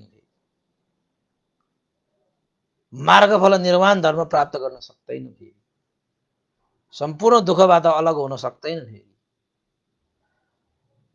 त उनीहरू आकाशबाट उड्नै सके पनि, अभिज्ञा प्राप्त गरे पनि, अष्ट समापतिमा बस्न सके तापनि अब क्लेश छ त, लोभ छ, द्वेष छ, मोह हुन्जेल त सफा छैन नि। त यता कोनागमन बुद्धका श्रावक अरहन्त भइसकेको व्यक्ति, त ऋषि मुनिहरूले थाहा पाए ओहो कति शुद्ध व्यक्ति हामी हुन सकेका छैन, होइन? यस्ता व्यक्तिको आदर गौरव गर्नुपर्ने रहेछ। कोनागमन बुद्ध संसारमा प्रादुर्भाव भइसकेको रहेछ भनेर थाहा पनि पाए। त एक रात त्यो आश्रममा बसिसकेपछि श्रावक अरहन्त व्यक्ति फर्के।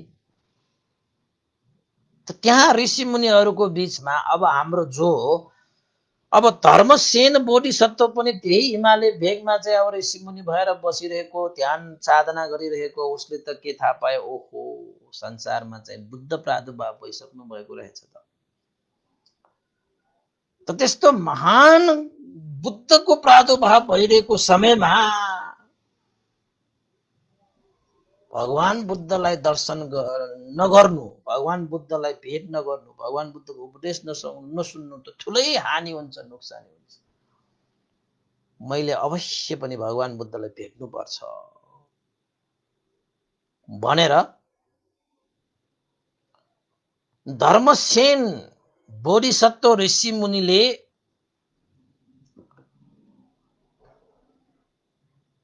कोनागमन बुद्धलाई भेट्न आए।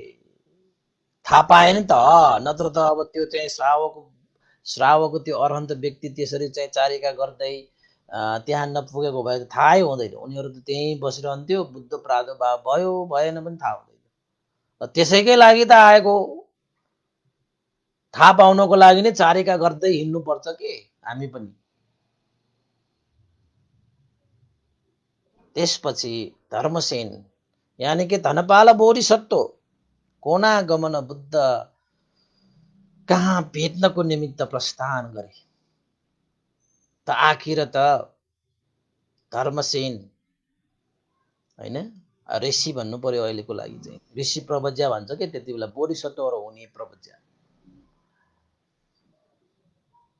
त्यो कोनागमन बुद्धको जुन चाहिँ मैत्री करुणा, भगवान बुद्धको शरीरबाट फिजिएको रश्मि, उहाँको चाहिँ वचन, उहाँको प्रभाव हैन, उहाँको तेज देखेर त धर्मसेन त्यो चाहिँ बोधिसत्व त छक्क परे। 32 लक्षणले युक्त, 80 व्यञ्जनले युक्त, बुद्ध रश्मि फैलिएका, बोली वचन त्यत्तिकै सुनौ सुनौ लाग्ने मिठो, मुहारमा त्यत्तिकै मैत्री करुणा फिजिरहेको छ। नजिक जति जति गयो त्यति त्यति शीतल छ। धर्मसेन बोधिसत्व कोनागमन बुद्धको सामुन्ने गएर पञ्चाङ्ग वन्दना गरिसकेपछि कोनागमनको जुन व्यक्तित्व देखेर प्रभावित भएर के मनमा राखे त भन्दाखेरि उहाँले जुन चाहिँ ज्ञान प्राप्त गर्नुभयो, उहाँले जुन मार्ग हिँड्नु भयो, उहाँको जुन प्रभाव छ त्यस्तै प्रभाव, त्यस्तै मार्ग, त्यस्तै व्यक्तित्व मैले पनि प्राप्त गर्न सकूं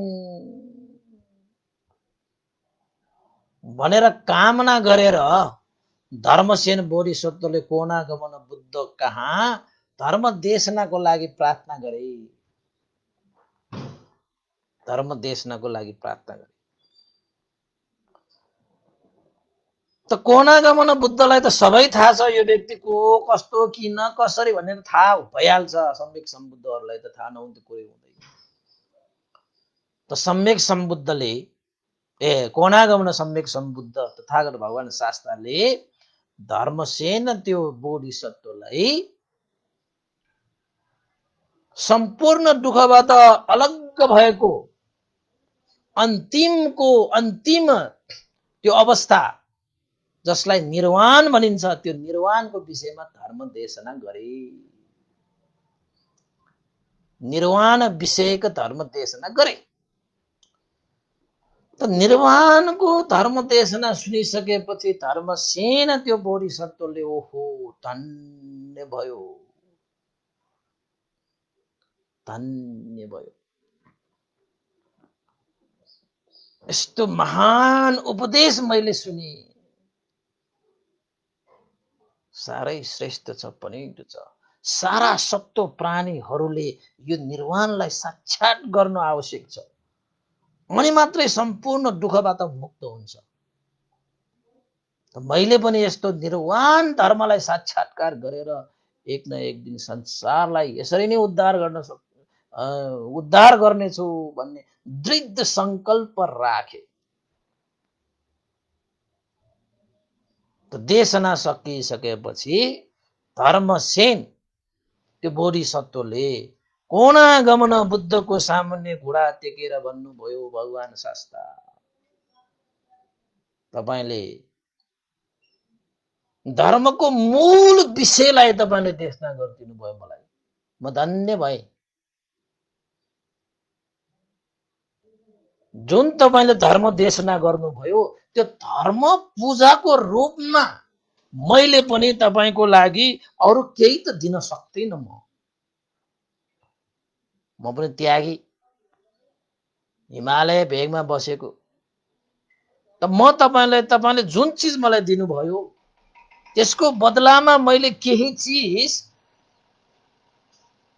दिन पाउँदाखेरि नै मलाई सन्तुष्ट हुन्छ र त्यो धर्मको लागि जे दिए पनि अपुग हुन्छ। त्यस्तो महान अतुलनीय देशमा तपाईले मलाई गर्नुभयो।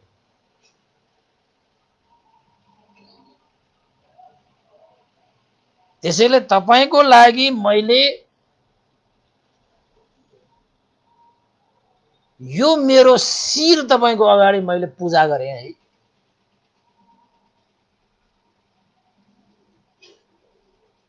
तपाईको यो अमृतमय धर्मको लागि मैले आफ्नो यो शिर नै तपाईलाई चाहिँ अर्पण गरे। जुन यो शिर अर्पण गरेको अनुभावले तपाईले प्राप्त गर्नु भएको ज्ञान, तपाईले हिँड्नु भएको त्यो मार्ग मैले पनि प्राप्त गरी तपाईले जस्तै मैले पनि यो संसार त्यो लोकको उद्धार गर्न सकूं भगवान शास्ता भनेर धर्मसेन त्यो बोधिसत्वले आफ्नो शिर त्यो नङले हैन लुसी भन्छ नेवारी भन्छ, लुसी भनेको नङ काटेर धर्म पूजाको रूपमा शिर चढाएको भने काँती नै छिनालेर टुक्रियो। अधिष्ठान गर्ने बेटी टुक्रिन्छ क्या, यसरी चत्त कटोस् भनेपछि त्यो कटिहाल्छ। बोधिसत्वहरूको त पुण्यको अनुभवले त्यसरी चाहिँ अधिष्ठान गर्दाखेरि अब यसो भन्दाखेरि हैन यस्तो पनि होला र भने जस्तो होलान् त त्यहाँ जीवन चाहिँ खेर गएको छैन। परमत्थ पारमिता आफ्नो प्राणै त्याग्नु पर्छ कि बुद्धत्व ज्ञान प्राप्त गर्नुको निमित्त। बुद्धत्वको ज्ञान प्राप्त गर्नको निमित्त परमत्थ पारमिता नपुर्याइकन यानि कि आफ्नो चाहिँ प्राणै बलिदान भन्छ हाम्रो भाषामा हैन, प्राण त्याग गरिदिनु पर्छ कि के को लागि? फेरि जे जस्तो पायो त्यस्तो चाहिँ उद्देश्य राखेर हुँदैन नि। फेरि सर्वज्ञ बुद्धत्व ज्ञान प्राप्तिको लागि आफ्नो शिर पनि छिनालेर चाहिँ धर्म पूजा गर्न सक्नुपर्छ। बुद्धहरूले त्यसरी गरेर आउँछ उपासक उपासिका, त्यत्तिकै बुद्ध भएका हुन् उहाँहरू। त्यस्तो कुरा थाहा छैन। अब बुद्धलाई पनि के गरेका हुन्छन् मान्छेहरू नबुझेर, कति मूर्ख, कति अन्धा, कति के हो।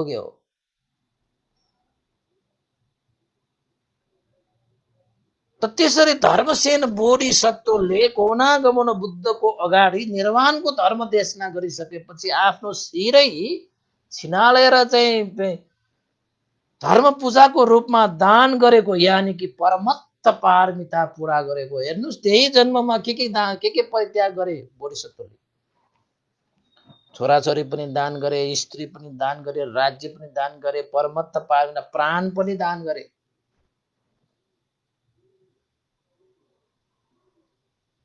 साराका सारा चाहिँ त्यागहरू चाहिँ परिपूर्ण गरेर चाहिँ परमत्त पारमिता पूरा गरेर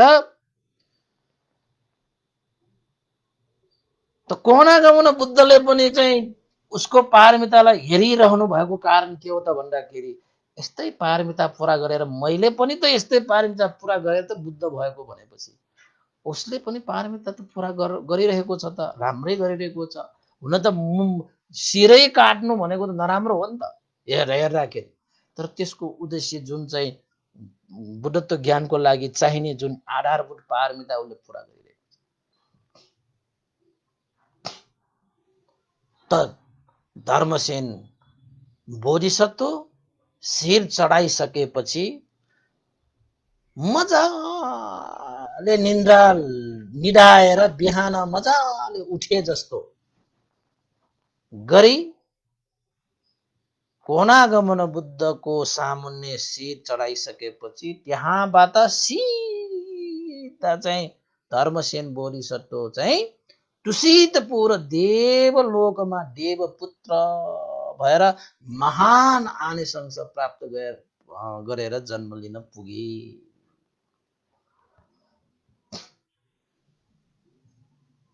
त्यो त्याग, त्यो बलिदान खेर जाँदैन। त्यसरी शिरै छिनाल्दाखेरि पनि अलिकति पनि कमजोर मन, अलिकति स्टिल हुने, अलिकति पछाडि हट्ने स्वभाव हुँदैन बोधिसत्वहरुमा।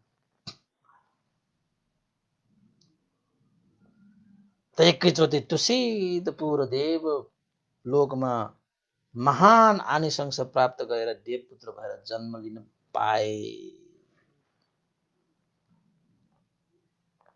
त भगवान बुद्धले सारीपुत्र भन्तेलाई भन्नुहुन्छ, हे सारीपुत्र, त्यही धनपाल बोधिसत्व धर्मसेनको राजाको रूपमा जन्मिनु हुँदाखेरि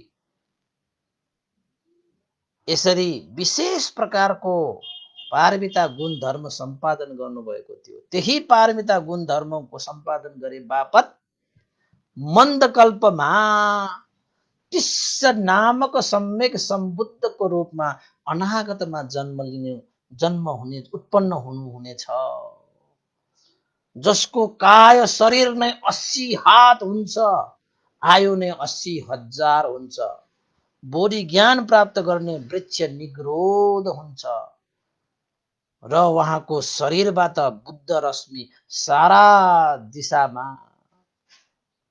जाजल्यमान भएर रश्मिहरू फैलिरहन्छ। र त्यो कालमा, त्यो समयमा पुण्यवान व्यक्तिहरूले आफूले चाहे जस्तो सबै चिजहरू चाहिँ इच्छा अनुसार प्राप्त गरी जीविका यापन गर्न पाउँछ। त्यस्तो आनिसंस प्राप्त तिस्स सम्यक सम्बुद्ध हुनुहुनेछ र यो लोकमा उत्तम बुद्ध हुनुहुनेछ। त्यति बेला यो लोकमा सबभन्दा उत्तम व्यक्ति तिस्स सम्यक सम्बुद्ध हुनुहुनेछ भनेर भगवान बुद्धले सारीपुत्र भन्तेलाई देशना गर्नुभयो र भन्नुभयो, हे सारीपुत्र, मेरो शासनमा कसैले मार्ग फल प्राप्त गर्न सकिएन भने मैत्री बुद्ध लगायत 8 जना बुद्धहरू सामान्य जन्म लिएर पनि उहाँहरूले चाहिँ मार्ग फल प्राप्त गर्नु भएन भने तिस्स सम्यक सम्बुद्धको पालामा जन्म लिएर मार्ग फल प्राप्त गर्ने छन्। यसरी हे सारीपुत्र, यो नालागिरी हात्ती जसलाई धनपाल भनिन्छ, त्यो नालागिरी, त्यो धनपाल हात्ती पनि अनागतमा बुद्ध हुने बोधिसत्व हुन्। बोधिसत्व हुन् र बोधिसत्व भने कस्तो, भविष्यमा बुद्ध बन्नेहरूलाई चाहिँ बोधिसत्व भनिन्छ भनेर भगवान बुद्धले यो अनागत बुद्धहरूको 9औं तिस्स सम्यक सम्बुद्धको कथा देशना पनि सम्पादन गरिदिनु भयो। ल उपासक उपासिकाहरू, मैले पनि तपाईहरुलाई चाहिँ अब अनागत 10 जना बुद्धहरूको जुन भगवान बुद्धले देशना गर्नु भएको छ, ती 10 जना मध्येको यो 9 बुद्धको रूपमा प्रस्तुत गरिएको यो तिस्स सम्यक सम्बुद्धको कथा पनि मैले यो 10 बोधिसत्व उत्पत्ति कथा देशना विषयक आजको उपदेश मैले यही टुङ्ग्याउने अनुमति चाहे र तपाईहरुले पनि पक्कै पनि अब अर्को एउटा अन्तिम बुद्ध पनि बाँकी छ र यी सम्पूर्ण बुद्धहरू चाहिँ गौतम बुद्धको पालामा नै जन्मिएका बोधिसत्वको रूपमा जन्मिएका व्यक्तिहरू हुन्। अब अर्को को होला भन्ने तपाईहरुलाई लाग्ला। तपाईहरुलाई थाहा छ यो पारी ले जंगलमा भगवान बुद्ध 3 महिनासम्म बस्नु हुँदाखेरि सेवा गर्ने एकजना हात्ती थियो कि त्यो हात्ती पनि बोधिसत्व, त्यो हात्ती पनि भविष्यमा बुद्ध हुने। त भगवान बुद्धको जीवनकालमा नै भविष्यमा बुद्ध हुनेहरू जन्म लिइरहेको हुन्छ कि बुद्धहरूकै पालामा बुद्ध त्यो जन्म लिइरहेको हुन्छ कि कति बुद्धहरू त्यही बुद्ध भएको पालामा जन्म लिइरहेको हुन्छ होइन। यसरी 9 बुद्धको रूपमा तेस्रो सम्यक सम्बुद्धको कथा पनि आज हामीले सकायौँ भन्नुपर्छ। तर वास्तवमा यो धर्मसेन बोधिसत्वको चाहिँ अब धर्म राजाको 5 जना छोराहरू मध्येमा सबभन्दा ज्येष्ठ छोरा पछि त राजा बन्न पाए, उसका 4 जना भाइहरू कहाँ गए, कसरी गए, के भयो भन्ने विषयमा म तपाईँले भोलि देख्न गर्नु पर्ला। यो अलिकति अगाडिको भन्यो भने यो हाम्रो मूल विषय चाहिँ छुट्टिएला भन्ने र मैले चाहिँ आज मूल विषय मात्रै मैले देख्न गरेँ। त अगाडिको पनि एउटा कथा छ कि धर्मराजाले आफ्ना 5 जना छोराहरू मध्येमा कसलाई राज्य दिने त भनेर शिल्प विद्या सिकाउन पठाएको थियो। त 5 जनाले एउटा एउटा शिल्पहरू सिकेर आउँछ कि त सिकेर आइसकेपछि राजाले ल त्यो शिल्पको प्रदर्शन गर्नु पर्यो, जहाँ तिमीले यो शिल्पको प्रदर्शन गर्छ, जुन प्रदर्शन गर्दाखेरि सबै मान्छेहरू सबभन्दा धेरै मान्छेहरूले वाह वाह गर्छ, त्यही मान्छेलाई म चाहिँ राजा बनाउँछु भनेर चाहिँ पठाउँछ कि त त्यसमध्येमा यो 4 जना उसका भाइहरू चाहिँ नाश हुन्छ। हेर्नुहोस् त एकजना धर्मसेन होइन बोधिसत्व भएको कारणले दान र शील शिल्प सिकेको कारणले त्यो धर्मसेनले चाहिँ राज्य प्राप्त गर्न सक्छ कि त्यस्तो त्यसको विषयमा पनि कथा थियो। म त्यो कथा चाहिँ म तपाईँलाई भोलि बनाउँला। आजलाई चाहिँ अब यत्तिकै गर्नु पर्ला। र अन्तमा उपासक उपासिकालाई म चाहिँ के जानकारी गराउन चाहन्छु भन्दाखेरि बोधिसत्व भविष्यमा बुद्ध हुने र अहिले हाम्रो गौतम बुद्धले पनि सानोतिनो प्रयास सानोतिनो पारमिताले यो बुद्धत्व ज्ञान प्राप्त गरेको होइन। उहाँले पनि यसरी चाहिँ छोरा त्याग गरे, छोरी तपाईँको श्रीमती त्याग गरे, राज्य त्याग गरे, साराका सारा ज्ञानहरू त्यागेर आए होइन। आफ्नो अङ्ग प्रत्यङ्ग त्याग गरेर चाहिँ बुद्धत्व ज्ञान लाभ गर्नु भएको हो। सानोतिनो प्रयास सानोतिनो चाहिँ तपस्याले यो ज्ञान प्राप्त गर्न सक्ने अवस्था हुँदैन। त्यसैले यस्तो त्याग र तपस्याबाट प्राप्त भएको यो बुद्ध शासनलाई जति सकिन्छ हामीले यसलाई चाहिँ लम्ब्याउने हो के। चिरङ तिथत्व सत्तम्बो लोक हो तो सुखी छदा, यो लोकलाई सुखी र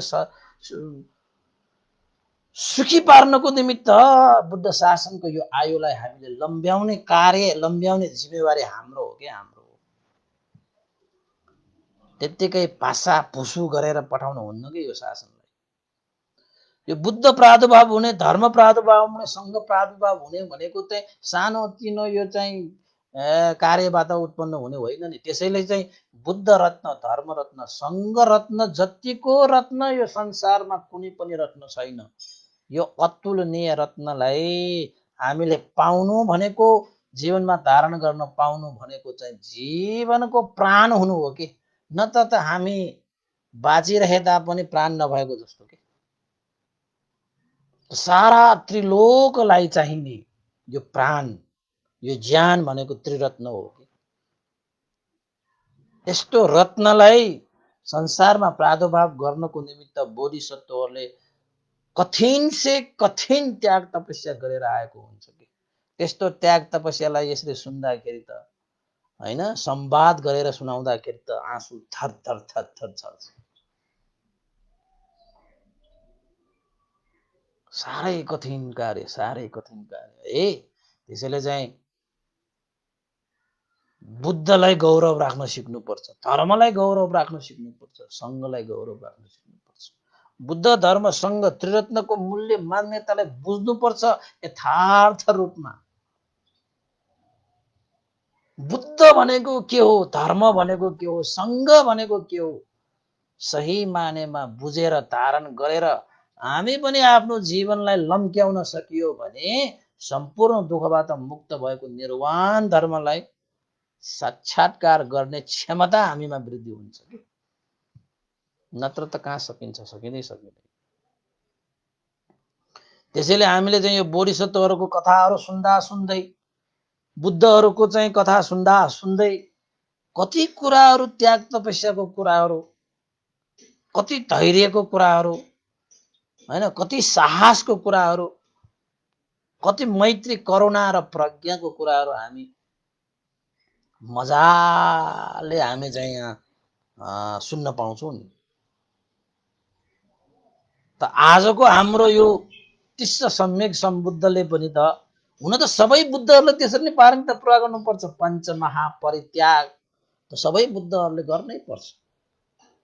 त यो तिस्स सम्यक सम्बुद्धले मात्रै यस्तो त्याग गरेर आयो भन्ने होइन, सबैले त्याग गरिरहेका हुन्छन्। हाम्रो गौतम बुद्धले पनि त त्याग गरेर आएका हुन्छन्, यस्तै त्याग, राज्य त्यागे विष्णुधर राजाको पालामा, होइन। त्यसैले सानोतिनो प्रयास त होइन रहेछ, सानोतिनो त्याग तपस्या त होइन रहेछ। यो त अमूल्य सम्पत्ति रहेछ, यसको त मूल्य राख्नै नसकिने, कसैसँग तुलना गर्नै नसकिने, यो मनुष्यहरूमा मात्र होइन, देवता र ब्रह्माहरूलाई सम्मको पनि चाहिँ तुलना गर्न नसकिने रहेछ। छोराछोरी दान गर्दाखेरि भूकम्प जाने, देवताहरू ब्रह्माले साधुकार दिने, श्रीमती दान गर्दाखेरि देवता र ब्रह्माहरूले साधुकार दिने, राज्य दान गर्दाखेरि देवता र ब्रह्माहरूले साधुकार, उनीहरूले साधुकार दिएर हात जोड्नु पर्ने गरी कार्य सम्पादन गर्छ बोधिसत्वहरू भनेका। देवताहरूको पनि आश हुन्छ यो व्यक्तिले बुद्धत्व प्राप्त गरिलियो भने हामीले पनि त्यो ज्ञानलाई सुनेर धारण पालन गरेर हामी पनि अब निर्वाण पुग्न सक्ने चाहिँ मार्ग तय हुन्छ।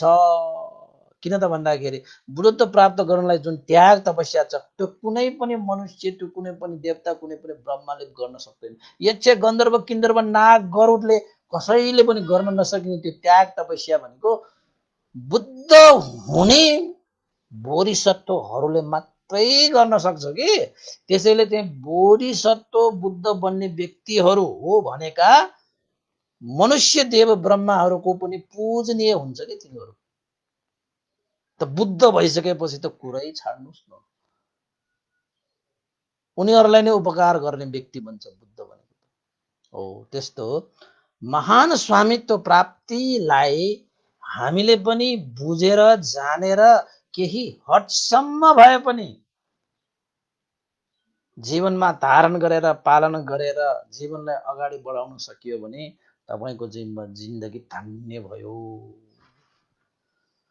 तपाईको जीवन सार भयो, तपाईको जीवन अर्थमय भयो, तपाईको जीवन अमूल्य भयो। यो दुर्लभ जीवनलाई तपाईले सार्थक तुल्यायो। त्यसैको लागि भगवान बुद्धहरू बार बार यो संसारमा प्रादुर्भाव भइरहनुहुन्छ र यो मन्दकल्पको पहिलो, होइन, बुद्धको रूपमा तिस्स सम्यक सम्बुद्ध प्रादुर्भाव हुनुहुनेछ। र यो सम्यक सम्बुद्धले पनि पहिलाका बुद्धहरूले जस्तै अहिले हाम्रो गौतम बुद्धले जुन ज्ञान प्राप्त गर्नुभयो त्यही ज्ञान नै प्राप्त गर्नुहुन्छ। किन त भन्दाखेरि बीचमा शून्य कल्प चलिसकेकोले बुद्धको शासन त्यहाँबाट लोप भएर गइसकेको हुन्छ। यो संसारमा बुद्धको शिक्षा भनेको नै हुँदैन, नाम मात्र पनि सुन्न पाउने अवस्था हुँदैन त्यो समयमा। त्यो शून्य कल्प चलिसकेपछि यो संसारमा त मिथ्या दृष्टि भित्रिन्छ, नाना अधर्महरू भित्रिन्छ, नाना चिजहरूलाई चाहिँ धर्म भनेर ग्रहण गरिन्छ। त सम्यक धर्मलाई पुनः उत्थान गर्नको निमित्त, सम्यक धर्मलाई पुनः प्रादुर्भाव गर्नको निमित्त यसरी पारमिता पुरा गर्नु भएर त्यो सिध देवलोकमा बसिरहनु भएका बोधिसत्वहरू अनि यो संसारमा प्रादुर्भाव हुनुहुनेछ। त्यो प्रादुर्भाव भइसकेपछि पुनः यो चतुरार्य सत्यको ज्ञानलाई यो संसारमा फेरि फैलाएर सत्व प्राणीहरूको उद्धार गर्नुहुनेछ है। त्यसैले त्यस्तो उद्देश्य लक्ष्य राखेर प्राप्त गर्नुभएको त्यो शिक्षालाई हामीले पनि धारण गरिदियो भने हामीले ती बोधिसत्वहरूको त्याग तपस्याको लाज राखेको हुन्छ। त्यो त्याग तपस्यालाई चाहिँ हामीले मान गरेको हुन्छ, पूजा गरेको हुन्छ, सत्कार गरेको हुन्छ, आदर गरेको हुन्छ। के हामीले त्यसरी आदर सत्कार गर्नु पर्दैन र? हाम्रो लागि त्याग तपस्या गर्नुभएको त्यो त्यागलाई हामीले अलिकति त गौरव राखिदिनु पर्यो उपासक उपासिका। सुनेर मात्र हुँदैन, व्यवहारमा लागू गरेपछि गौरव राखेको हुन्छ। त्यसैले सबै उपासक उपासिकाहरूले बोधिसत्वहरूको यो यस्तो त्याग तपस्यालाई वनमा धारण पालना गर्दै आफ्नो जीवनलाई दुःखबाट मुक्त हुने मार्गफल निर्वाण धर्मसम्म पनि निरन्तर अगाडि बढाउन सकी यो दुर्लभ जीवनलाई सार्थक तुल्याउन सकोस् भन्दै आजको यो तिस्स सम्यक सम्बुद्ध तथागत भगवान शास्ता नामक कथा देशना यही टुङ्ग्याउने अनुमति चाहे। सबैलाई साधुवाद। र अन्तमा जति पनि हामीले पुण्य सम्पादन गरे यो पुण्यको अनुभवले बितेर गएका गुरु आचार्यहरू, श्रद्धेय गुरुवर ज्ञान पुण्यक मास्तवीर श्रद्धेय गुरुवर चाहिँ स्याडो पण्डिता विवंश लगायत सम्पूर्ण गुरुजनहरू, तपाईँ हामीका सबैका ज्ञाति बन्धुहरूलाई सबैलाई यो पुण्य लाभ भयो। उहाँहरूको जीवन सुगति र निर्वाण प्राप्त होस् र सम्पूर्ण देवताहरू, सत्व प्राणीहरू र मनुष्यहरू प्रति पनि यो पुण्य अनुमोदन गर्दै उहाँहरूको जीवन पनि सुखमय होस्, शान्तिमय होस्, सुगति निर्वाण प्राप्त गर्नको लागि यो पुण्य आधार होस् भन्दै सबैमा बोधि चित्त उत्पन्न होस् भन्दै पुण्यानुमोदन गर्न चाहन्छु। भवतु सब मङ्गलम्। इदं नो ज्ञातिनं होतु सुखिता वन्तु ज्ञातयो। इदं नो ज्ञातिनं होतु सुखिता वन्तु ज्ञातयो। इदं नो ज्ञातिनं होतु सुखिता वन्तु ज्ञातयो। एतावता सम्मे सम्भतं पुण्य सम्पदं सम्मे देवानुमोदन्तु सम्भ सम्पत्ति सिद्धिया। एतावता सम्मे सम्भतं पुण्य सम्पदं सम्मे सत्तानुमोदन्तु सम्भ सम्पत्ति सिद्धिया।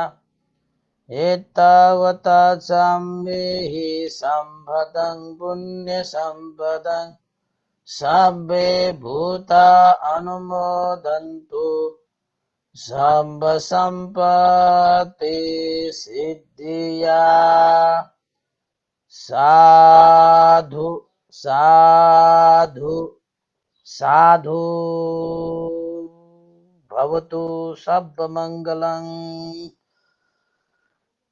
सबैलाई साधुवाद। आजको दिन सबैको मङ्गलमय होस्, कल्याणमय होस्। साधु साधु साधु।